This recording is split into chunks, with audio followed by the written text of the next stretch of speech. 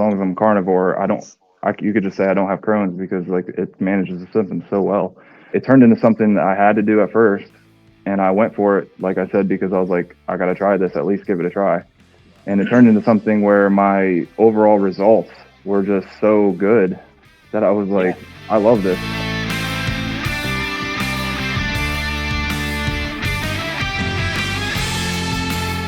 Howdy, everybody, and welcome to episode 168 of the SuperSetYourLife.com podcast, your weekly dose of entertainment, education, and inspiration to fuel your life inside and beyond the gym. Coach Mark and I are joined today by Nathaniel Gates, a carnivore bodybuilder and competition prep coach himself, sought after his WNBF pro card. Nate is one of those athletes that went meat-based because he had to. After placing first in the juniors division and second place in the overall of an OCB competition, he went carnivore as a holistic way to battle his Crohn's disease. Since then, Nate has decided to take a stab at his pro card, this time using the carnivore diet. Currently 17 weeks out from his next show, Mark and I are going to go over his training and meal plan together, but first Nate is going to share why he's on the carnivore diet for life and how it has been therapeutic for his disease. Nate and Mark, is it okay if we pray? Mm-hmm. Sure Good thing. Stuff. Mark, could you please read 1 Thessalonians 5:11 for us?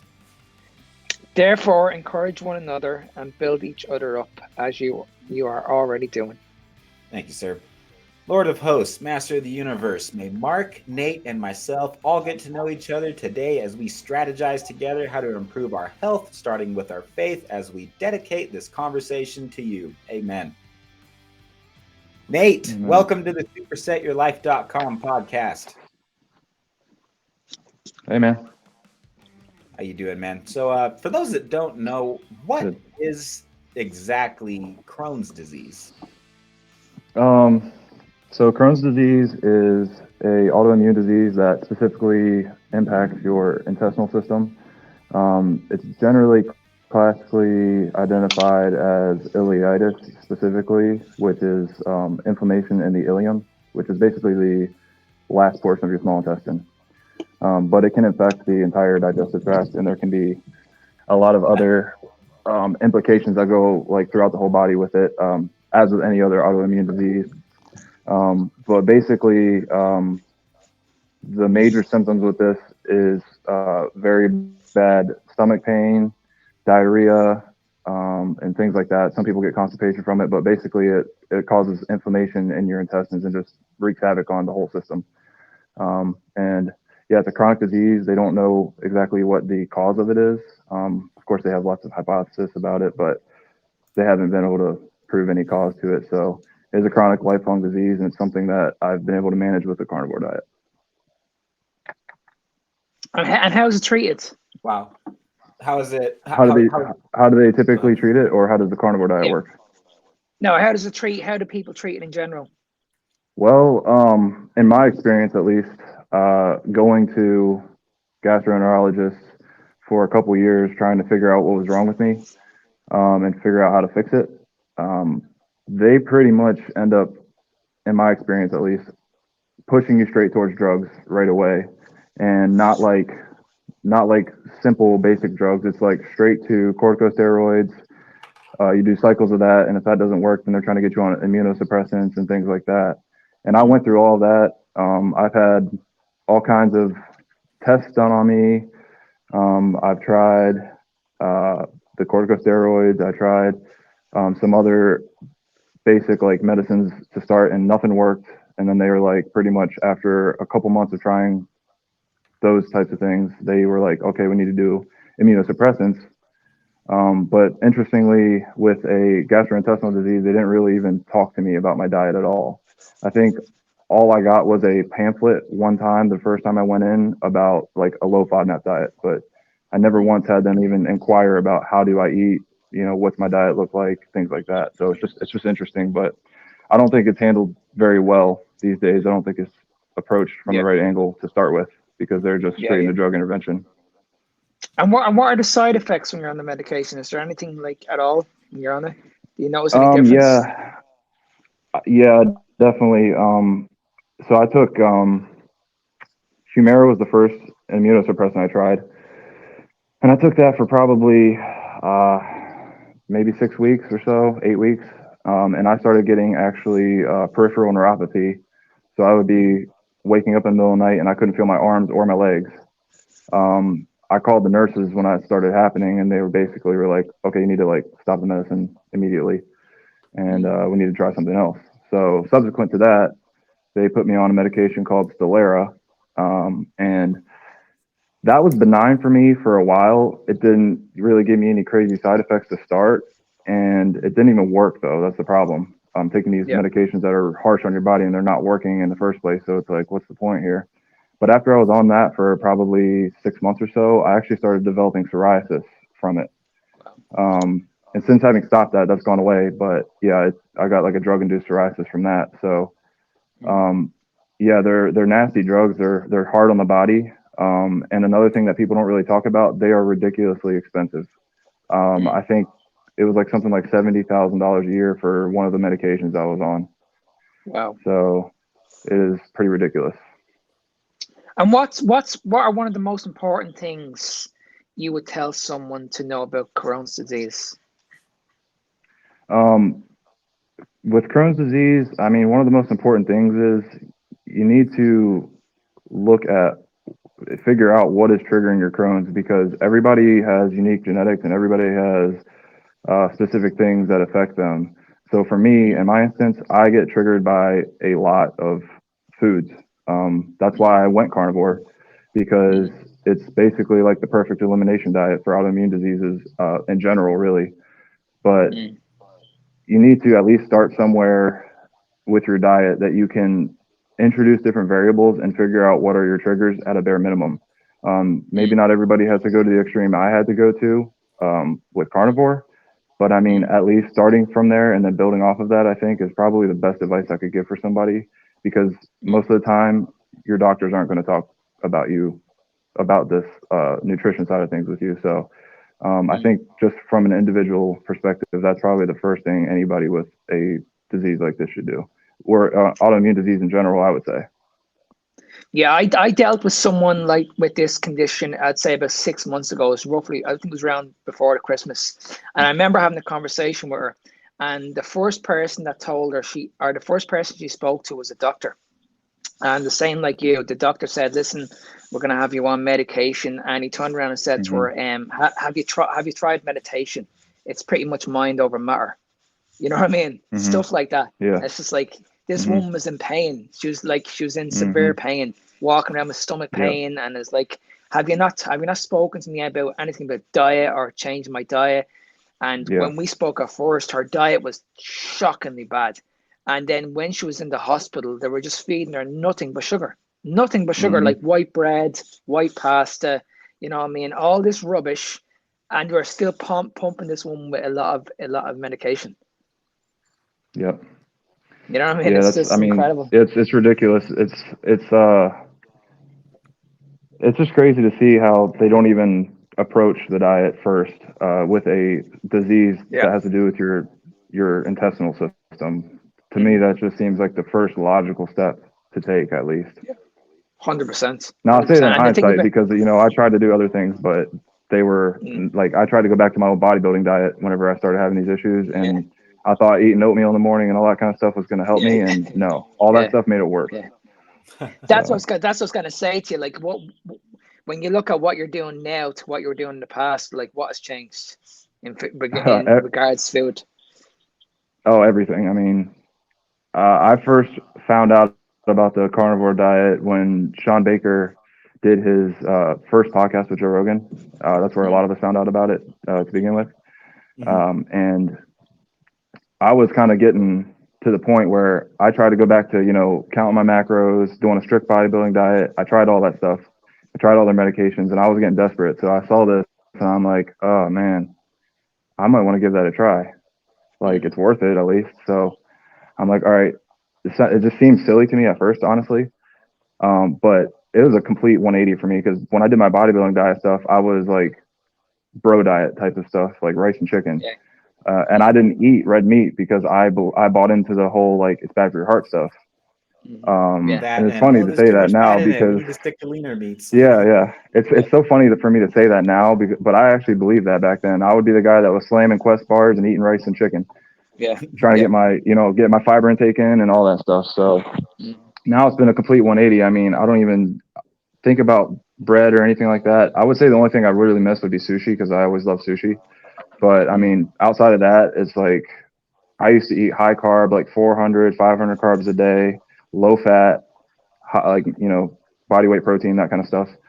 And everything's just a complete 180. But my health also is a complete 180 because I was desperate when I started this. And literally within probably a week, my symptoms had all but subsided from Crohn's. And it was like crazy to me. Yeah, I think that's the biggest thing. I think the biggest thing is like people think that when they look at a bodybuilder or let's say yourself, Nate, and they look at you and say, "Oh, he has it all. He has the body. He looks great," but they don't understand what's going on inside your body. Yeah, they don't understand like the pain you're going through. You know what I mean? All this these side effects. They have no idea what's going on in the inside, and that's why when you look at this industry now, it's literally full of rubbish because you see so many people with great bodies. They look fantastic, but their health is all over the place. Their health is literally all over. Their hormones are all over the place. Your testosterone is taking a hit. You know what I mean? You're risking all of that just to get in shape and look a certain way to risk your health. Is just ridiculous. And I've done it. I know Colt has done it. It's just mental, crazy. Yeah, absolutely. You say that, Nate, you say you're a carnivore because you love it, not just because you have to be. Yeah. Elaborate on that a little bit? Yeah, sure. Well, I have to be because it's literally the one thing that helps and fixes my Crohn's, really. I mean, as long as I'm carnivore, you could just say I don't have Crohn's because like it manages the symptoms so well. But it turned into something that I had to do at first. And I went for it, like I said, because I was like, I got to try this, at least give it a try.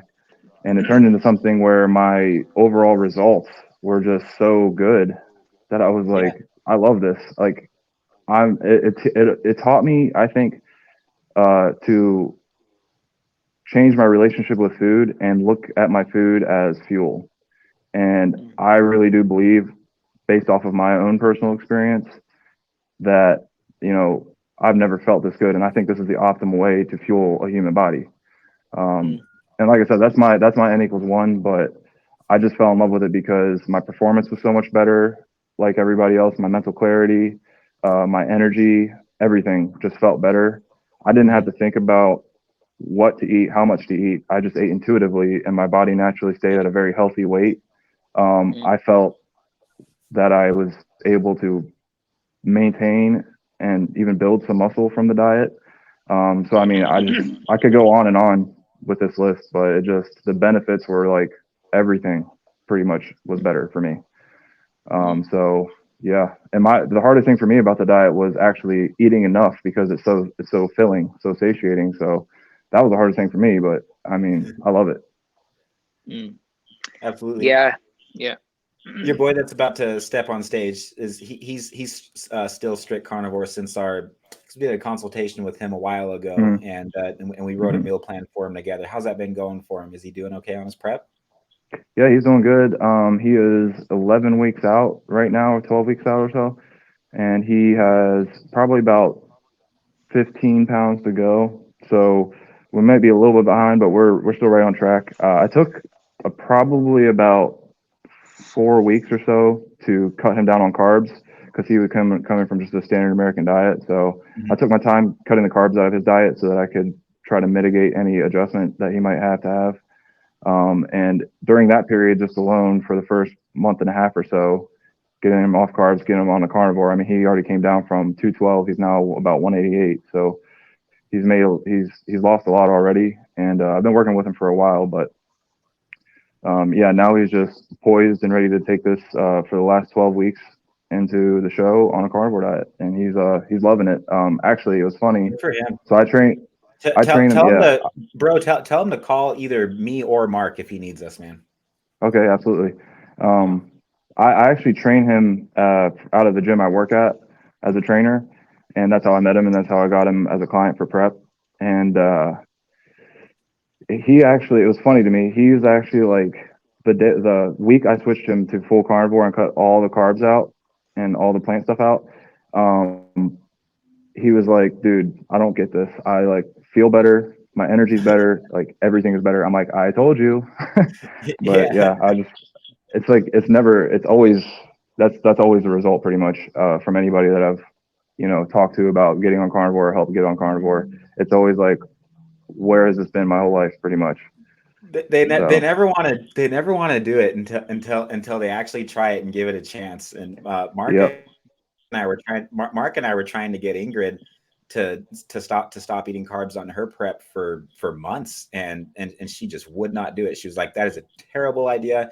I felt bad about it too, because she was already getting tired and basically giving me signs to the point to where normally I would just pull somebody out of a show. I would just be like, you're not doing this show because of how you're feeling. That's just kind of how she was about a month and a half ago. And then Mark and I had her on the show. So I mean, this was like 6 or 7 episodes ago. So I mean, this is all this whole conversation is documented. But we redid her meal plan together. They took all the carbs out, and now she's been on it for about 3 or 4 weeks. She's going to step on stage with me. Actually, I'm guest posing. She's competing at the Open Natural, and that's in a little over a week. We're getting close. She's never been the message that she just sent me 2 days ago. She is on top of the moon. Her waist is smaller. She's feeling better. She's like, I've never had this kind of energy before. And like honestly, I didn't even expect that. I did not expect her to respond that well to it. And so to see your guy going through the same thing and experiencing the same thing, I guess I'm not too surprised. That's testimony to the carnivore WOE, right? Totally. Yeah. Way of eating. That's what I tried to say. Yep. Speaking of acronyms, FODMAP. That's something that I haven't really looked a whole lot into.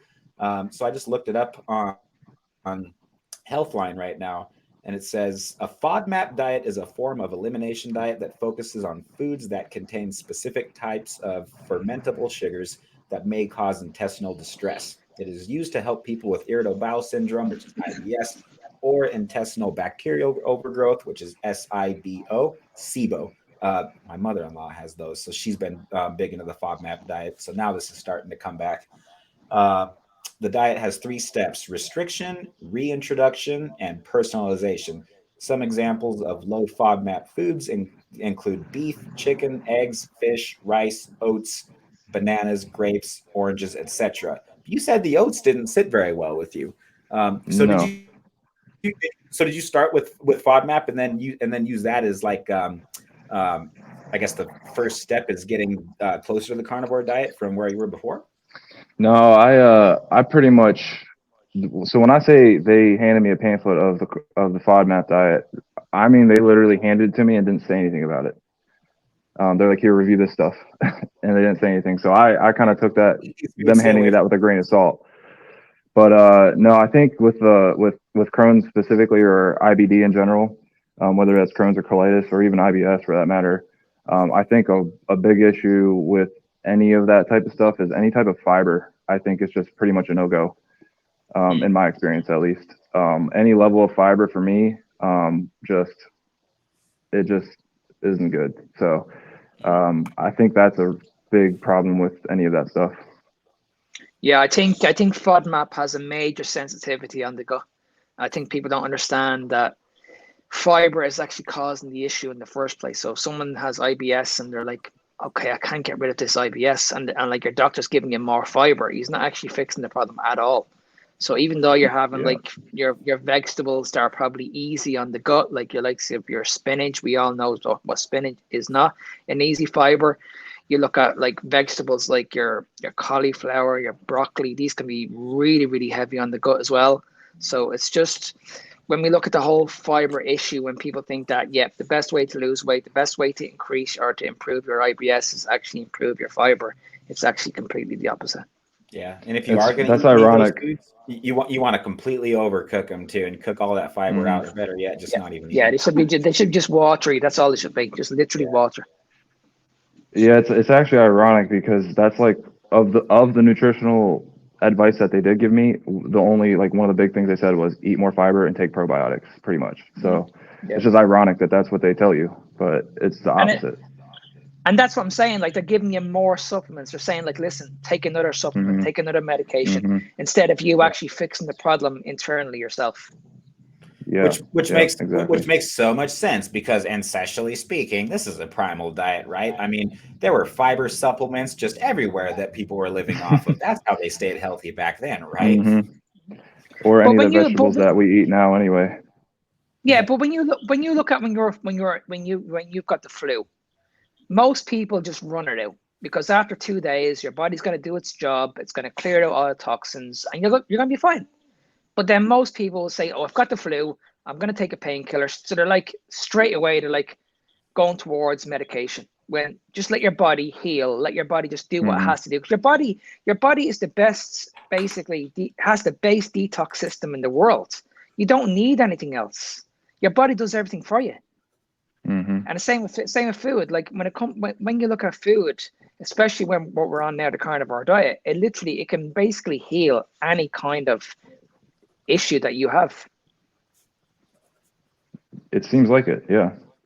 It's just incredible. It really is, because I've used that so many times, and I'm no doctor, but I've seen people heal so much quickly on this. It's incredible. Yeah, and this always makes me really question, like, do we have diseases, or is our food supply making us ill? Yeah, I think so. Yeah, it's a good question. That's good. Good question. And are there people at Washington, D.C. that are making sure that happens? What? I didn't say that on recording. I better edit that out so we don't get banned, right? Yeah. Love it.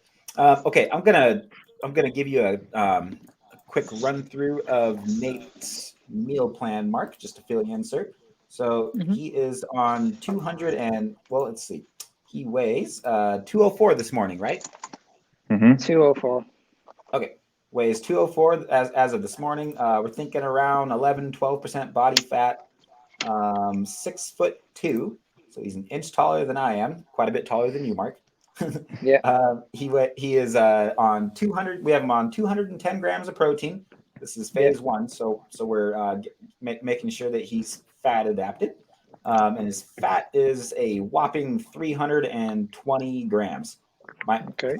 Yeah, my macros are 165 and 290 fat. So basically the same ratios, pal. You're just, obviously eating a little bit more than me because I'm going to step on stage in a week and a half. So, all right.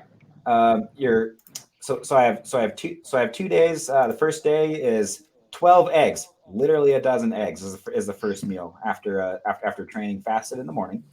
And there's 14 ounce. So basically a pound of bacon and a dozen eggs and 56 grams of butter, all in one meal. So his first meal is 100 grams of protein and 142 grams of fat.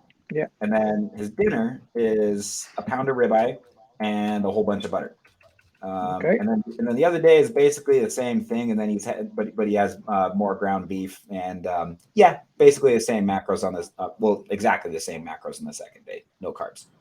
How do you feel, Nathan, on those on your first couple days of eating that? I feel good. That first 12 eggs and 14 ounces of bacon is a very big meal. So I eat that, and I don't feel like eating for the rest of the day, so I can just save my steak for later. But I feel great. Energy levels are good, and you're losing weight. Everything's good. Yep. Beautiful. Mark, do you have any thoughts, comments, anything that you would add to that? No, I was just going to ask the same question, like, how are you feeling? That's all. It looks good to me. And I mean, we look at the macros and you look at your measurements and your height and your weights. Yeah, it looks pretty solid to me. Cool. Yeah. All right. Well, Mark, you and I have come a long way from the first time that we were writing these meal plans together when you were like, whoa, whoa, whoa, whoa, whoa. And then we'd be debunking it for the next 20 minutes. Yeah.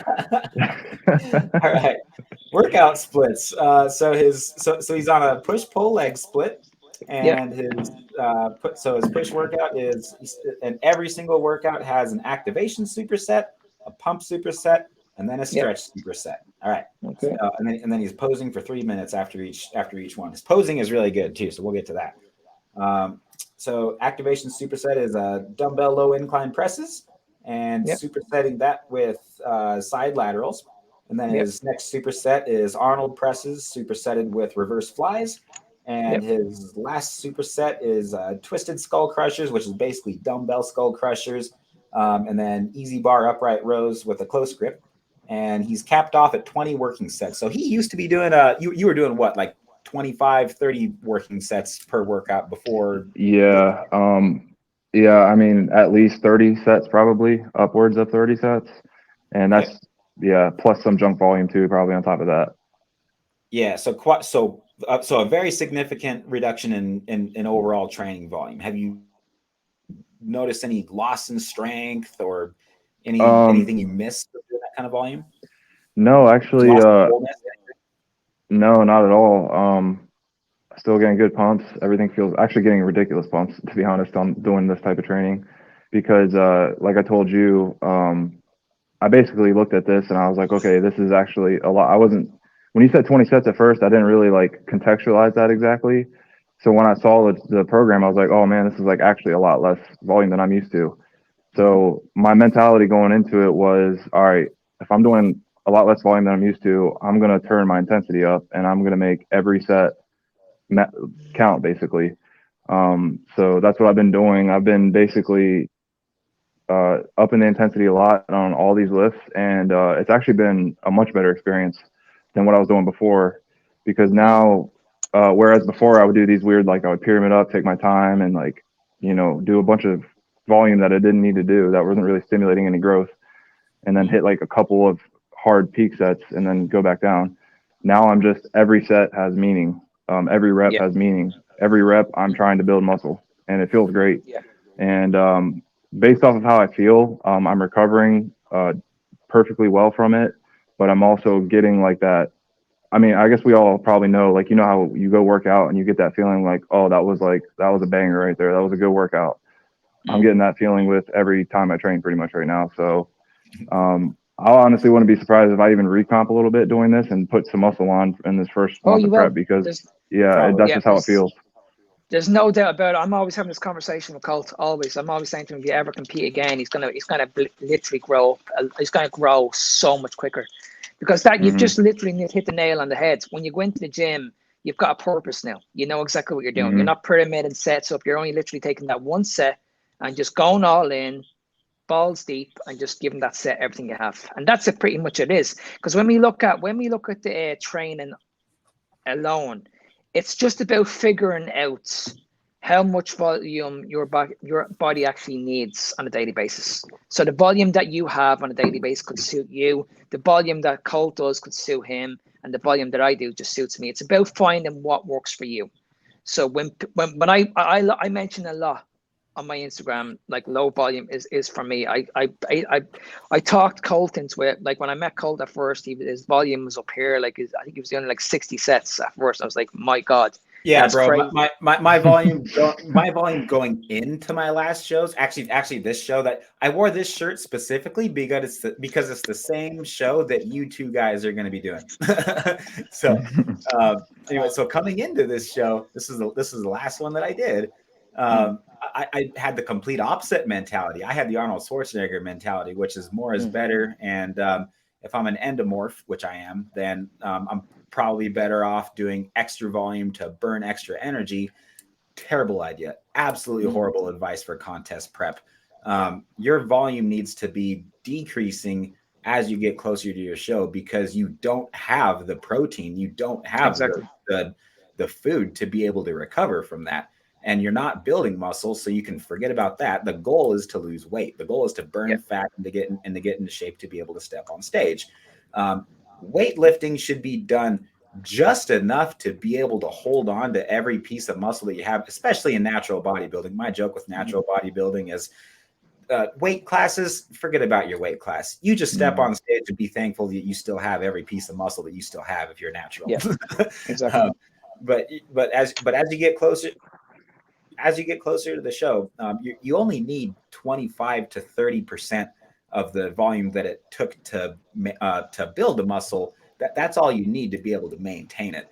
And so then from there, it's just you just need to let your diet do everything. And then because when you do cardio, then we can add it in. But you shouldn't need to until probably like the last couple weeks. Yeah, and see what if you go into the gym and you're doing sets after sets after sets, what you're doing is you're increasing your energy expenditure. So you're actually burning more energy. Whereas if you're prepping down to a show, your energy is going to be getting lower and lower and lower. So what's the point in going into the gym and reversing that and you actually increasing your energy? Because if you're increasing your energy, that's going to increase your appetite. And this is where you're going to be craving more food. So you want to be making sure that as you're going into the gym and you're getting further and further and deeper into your competition, that volume needs to be stripped down. You need to let go of the ego. Just go into the gym, put a stress on the muscle, and that's it. Just stimulate the muscle, and that's pretty much all you need to do. You don't need to go in and damage yourself. You're not going in, like Colt mentioned, you're not going into the gym to build muscle. It's just about maintaining, but you should be still chasing those lifts. So let's say in the off season, let's say you're doing a bench press, and let's say you're lifting, I don't know, maybe 160 pounds or whatever it is. You should be able to maintain that, even though you should be able to maintain that at least 4 weeks out from the show, because that means then you're still pushing yourself to a place where your body needs to be pushed. But if you're thinking in your head, okay, I'm 4 weeks out from a show, I'm just going to do loads of drop sets, I'm going to lighten the weight, I'm going to do loads of supersets, you're going to look very, very soft on stage. You want to come in like dense, like strong, you look really, really good. When we look at like building muscle in general, I always say there's always 4 things you should be doing. The first thing you need to be doing, first of all, is you need to have ample protein in your diet. That's imperative. The second thing is you need to make sure your food intake is either up or down. Okay, the next thing is then you just need to apply a stimulus to the muscle. That's all you need to do. And then the last one is very, very important. Okay, is recovery, sleep, rest. Simple. That's all you need to do. Once you do that, then you will go very, very far. Absolutely. Very well said. Thanks, Mark. This is to Mark's point too. Thanks for reminding me on that, Mark. This is going to be a little bit of a moving target as far as your volume goes. And I mean, your entire workout and your entire meal plan is a moving target to some degree, but we might need to bump it up or down a little bit depending on how fast you're recovering.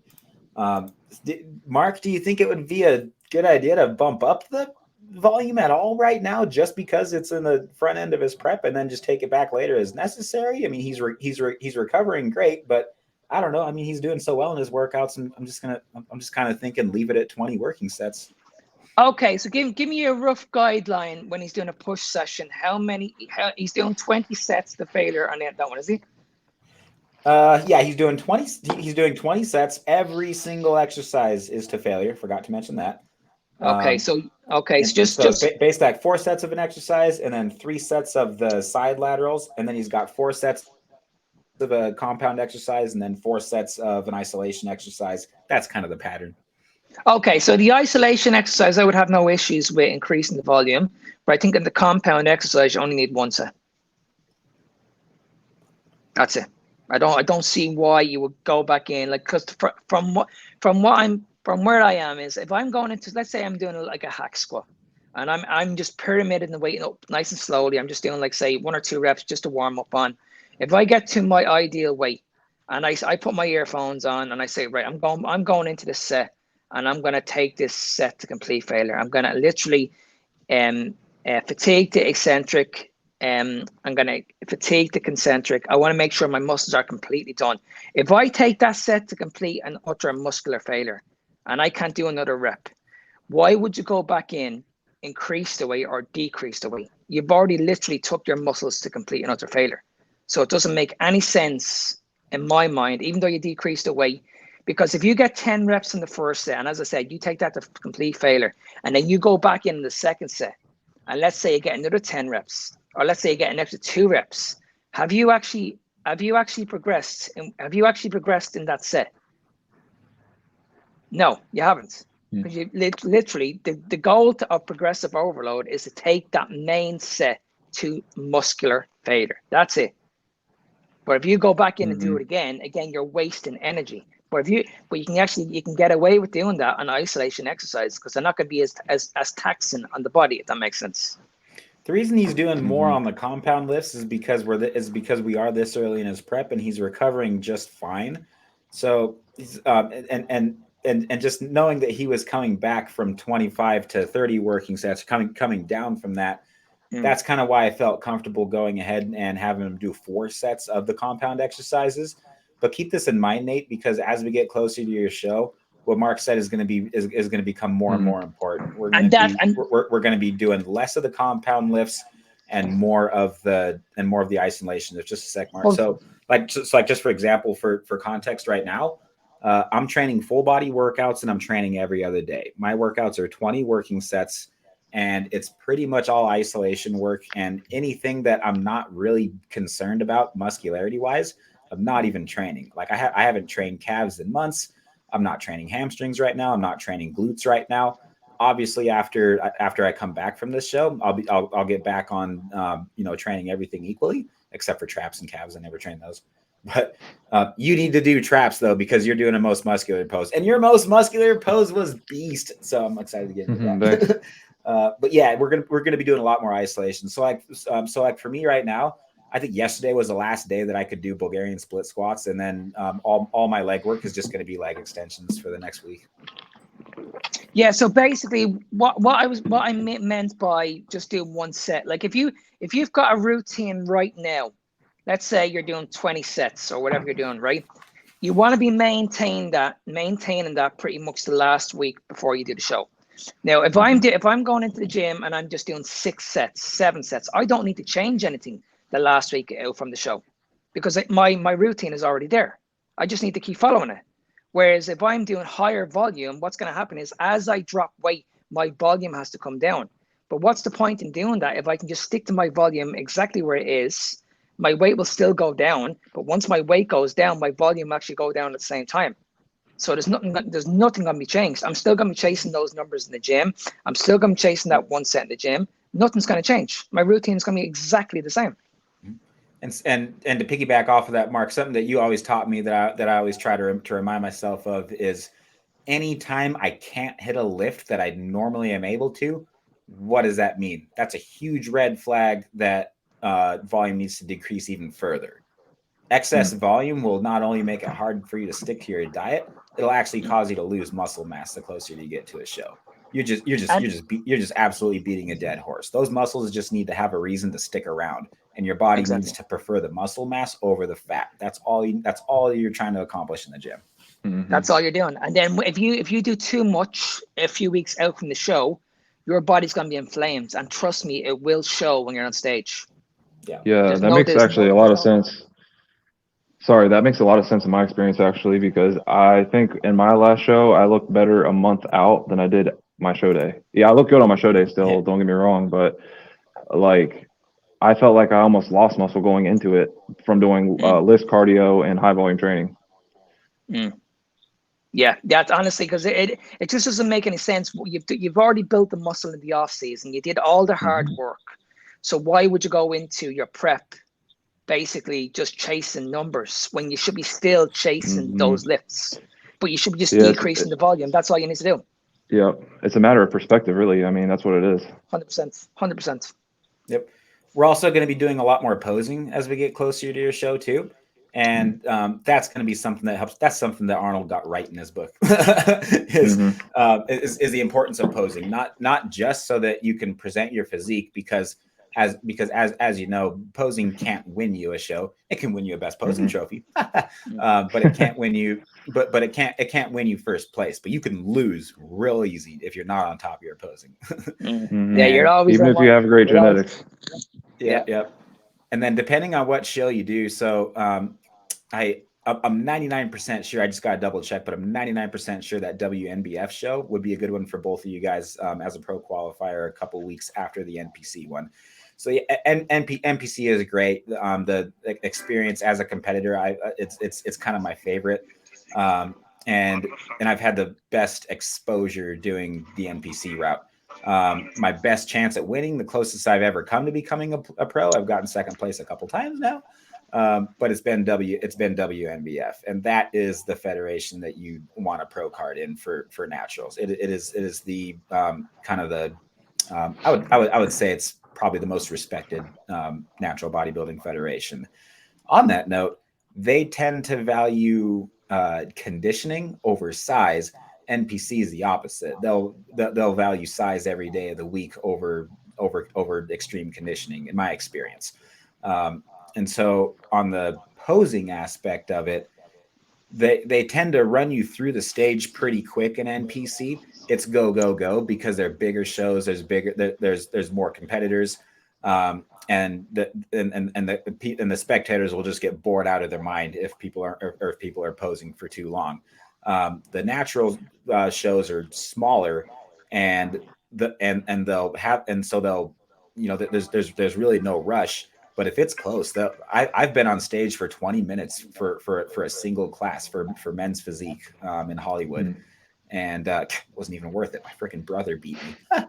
I also spilled over on carbs that day too. That's kind of a story I don't like retelling very often. But my hamstrings were fried the next day. Like, I mean, just could barely move them, and my lats were just shot. They had us up there forever because it was a pro qualifier, and the judges are trying to decide who they're going to give the pro card to. It wasn't me, but that's. I swear half the time when they have us up there for that long, they're like, okay, I mean, it's really close. Let's see who can hold the pose the longest. Like, I almost wonder if that's what they're thinking. So posing and conditioning will not only help your muscle there, will not only help you maintain your muscle mass, but it's going to be critical coming into these shows. Speaking of which, your posing, sir, your let's see. I'm just pulling up the ones that you sent me last night. Your front relax and your side relaxed are amazing, dude. You have a little bit of a Christmas tree on your lower back already. Usually people don't see that. Certainly not this early in prep. Your chest striations are really popping out. I would say your best pose out of any of them might be your front double bicep. Your side chest, pal. I want you to bring your right shoulder back, and your front shoulder needs to be further back, and your shoulder that's behind needs to be a little further in front, and that'll just give you more of the appearance of a smaller waist. But I mean, you're nailing it. Like, your hamstrings are engaged. Everything looks great in that pose. And your side tricep is particularly good. I'm kind of envious of it because I just look like an idiot whenever I do a side tricep, dude. It's an awkward pose to begin with. But you've really got it. You got the depth and the hamstrings for it too. I'm excited to see you on stage, man. God, this is fun. I'm glad it looks good because it feels awkward to me too. Yeah, and then your most muscular pose, man. You, like I said, those traps are really popping on it. And I don't have you doing any direct trap work. Have you been isolating your traps up till now? No, I basically don't train my traps. Okay, I remember, yeah, that's right, because we were talking about how it's like mostly genetics. Yeah, pretty much. I mean, I can't say I don't train my traps. I used to be a really big deadlifter. So I would assume that would probably build my traps quite a bit. And I worked on a farm pretty much my whole life. So, yeah, I mean, no, I've never really went in and specifically trained them. Tell us about that for a minute, if you don't mind. Refresh me. I know we talked about how we both kind of had similar upbringings, but what kind of physical exercise did that require that you find helpful even today? Besides your traps? I mean, working on a farm. I mean, really, I would say more so it teaches you work ethic. Honestly, not really, no physical traits necessarily, but just it teaches you work ethic because farmers work really hard. I was only ever like a farmhand doing lots of hay and stuff like that. So we would do old 50-pound square bales, and you got to throw them across the barn and all that stuff. Throw them off a wagon or throw them onto the wagon wherever you're at. But yeah, I mean, really, it's work ethic is what it taught me, and of course that translates to like pretty much any area of life. Absolutely. But one more thing on posing. Posing classes on is this Saturday at 8:00 p.m. or excuse me, 8:00 a.m. Mountain Time. So that'll be 10:00 your time, sir. Mm-hmm. Cool. I'm digging the shirt, by the way. How's it fit? Fits good. Good. That cable attachment. That made it to you okay too. Do you have it handy? Did you get it? Did you get it for like how big it is and everything? Mm-hmm. Yeah, it's nice. I like how it goes so wide for the face pulls, because then you really get to like isolate the rear delt a lot more. Have you had a chance to bust it out yet? Oh yeah, it's sitting here in my hanging up on my squat rack right now. Oh, sorry. I mean, as in use it. Oh no, but I know like how wide it goes. That's going to be like good for hitting those rear delts. Yeah. Have you? So typically when you do face pulls, do you do you use one rope like the short rope, or do you use or are you the jerk like me that uses two of them? Oh, I just use one, the short one. I didn't even know using two was a thing. Oh yeah, no, using two is a thing over here. now I really feel like a jerk because yeah, it's like, cause that's why I make them so long, because all the bodybuilders over here they know that short rope just doesn't cut it. You can't really isolate your rear delts with it, so you need that longer rope with a bigger range of motion. And yeah, just make sure when you do your face pulls that you start with your thumbs down, because your rear deltoid doesn't just bring your arm back like on a reverse pec deck, but it also supinates your wrist. So you want to start with your and again you might know this, but start with your thumbs down so that your rear delts are in a stretch position, and then bring your hands back up to kind of where your ears are, and you should finish in a thumbs up position. So the way I like to remember how to do it is like you're picking up your iPhone and you have a Droid. Never mind. You're picking up your phone. You're picking up your phone and you're answering it. That's what your hand position should be like. And you're pulling the rope apart as you pull it back, not just straight back. And then you should really be able to get a good mind muscle connection to your rear delt if you do it that way. Cool. I think that's pretty much all we had to go over, guys. Nate, you got any more questions for me or for Mark? Or no, I don't think so. Cool. How's your dogs doing? Oh, they're good. I got a little Odin laying down here. The other two are outside. Good stuff. Yep. Zion's just hanging out here like she always is. Well, good stuff, guys. Nate, appreciate your time, bro. Mark, appreciate your time and your expertise as always. Mr. Nate, where can people go to find out about you and your prep, bro? For right now, my Instagram, ngates93, all one word. That's pretty much my only active social media at the time. But I do think I'm going to probably look into doing something on YouTube just to track my progress through the prep. So I'm sure we'll talk again on here somewhere in between the middle of the prep. So I'll probably have something going by then. Heck yeah. And we'll be we'll probably be working on that together, I have a feeling. Yep, absolutely. Cool. Well, see you at class on Saturday. And Mark, you and I are going to be talking about something soon. But you're probably going to bed. So love you guys so much. Appreciate both of you. And we're going to win, right? Absolutely. All right. See you later, guys. See you guys. See ya. Thanks so much, everyone, for joining us. If you found this helpful, please pay it forward by sharing with a friend. Your ratings and reviews got us to where we're at. If you're not subscribed, please do so we can continue to grow this channel and share the knowledge.